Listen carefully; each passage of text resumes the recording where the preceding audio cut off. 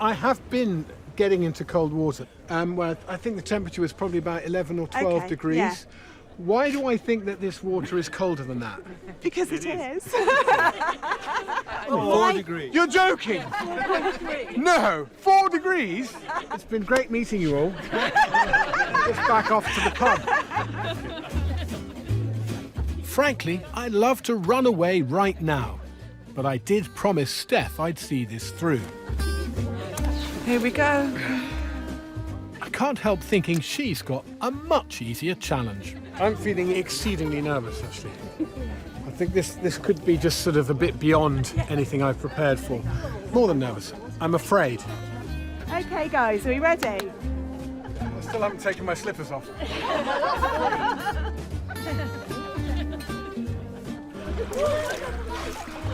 You can do it.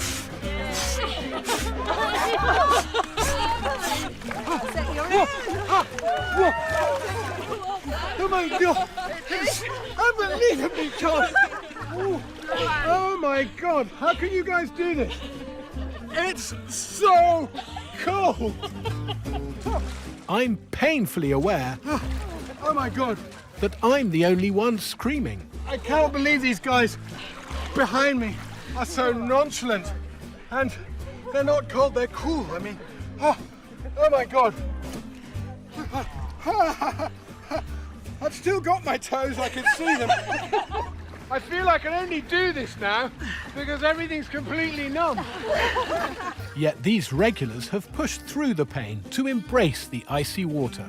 I used to work in the Children's Hospital in Bristol, and there's a lot of tension in the job, and then I found that this released all the tension.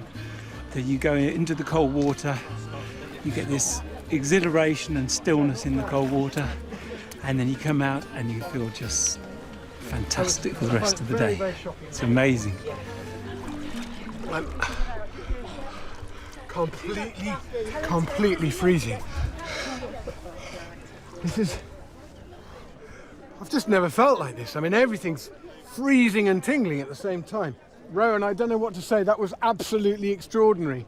I mean, that was a different league from anything I've done up till now. Yeah, you did experience it at its absolute coldest. So fair play, fair play.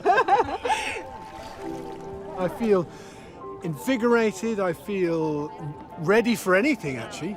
I feel alive. Very cold water can be dangerous, especially for those with a heart condition. So check with your GP first, start slowly, and never swim alone. It's something that most of us will know all about, and it causes no end of stress. Only 18% of children are getting their 5 a day, which means they're not getting the essential nutrients they need.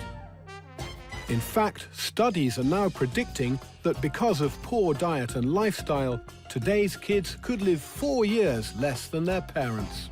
Fussiness is actually an evolutionary response, which kicks in around the age of 2 to protect toddlers from putting anything that might be poisonous in their mouths.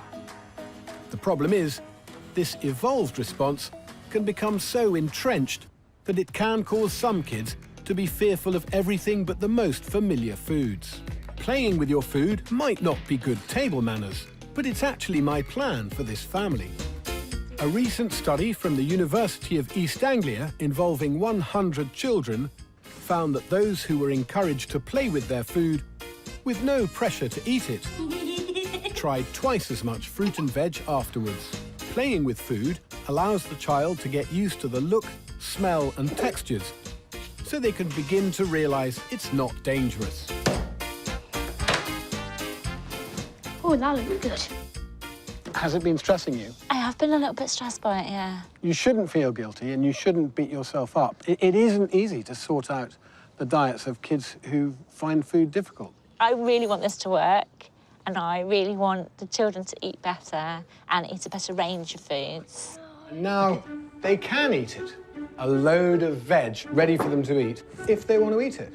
So let's see what happens.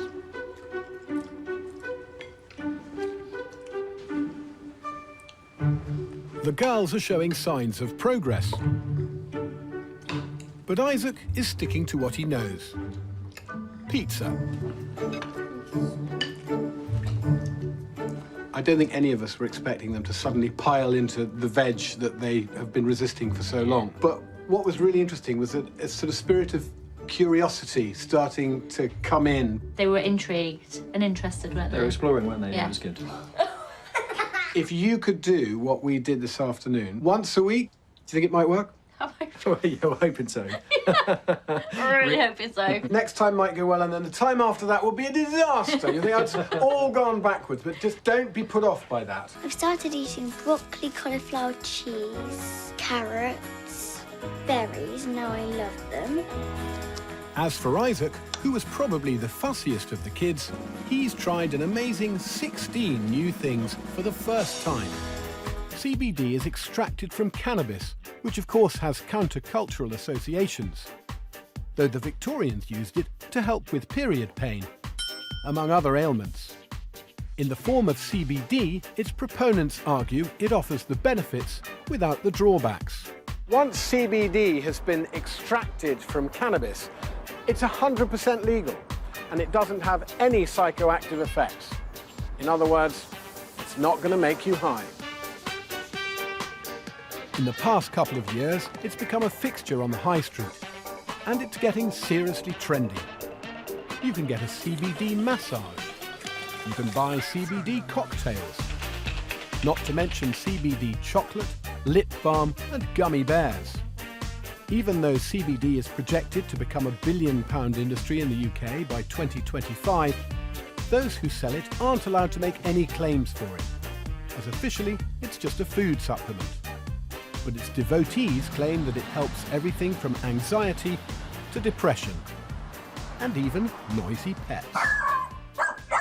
Unlike Bill Clinton, I definitely inhaled, with mixed results. CBD, on the other hand, is really something completely different. It carries none of the stigma of taking a mind-altering drug. But what I really want to know is, does it actually work? There's only one way to find out. One of the main claims made for CBD is that it helps with sleep. So I've found 3 volunteers who all have trouble in that department.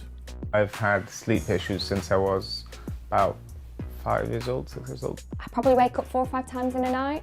On a bad night, I can just be awake for hours.